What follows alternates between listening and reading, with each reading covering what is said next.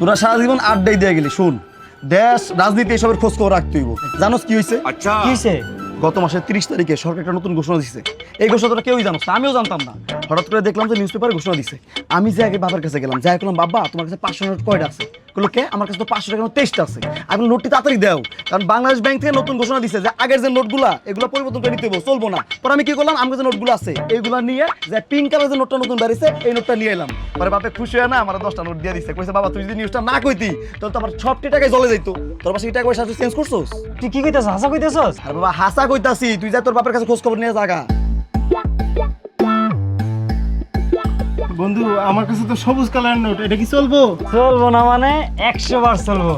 রাফি, আজকাল টিটটা তোর পক্ষ থেকে ইফতার লইতাছিস। এই তোরা বল, আমি আইতাছি। বন্ধু টাকা চালার দায়িত্ব আমগো, সমস্যা নেই। ইফতার কিনতে গেছে, বাকি যে টাকা আইবো ওটা চা টা খামো, সমস্যা নেই, রাগ করিস না।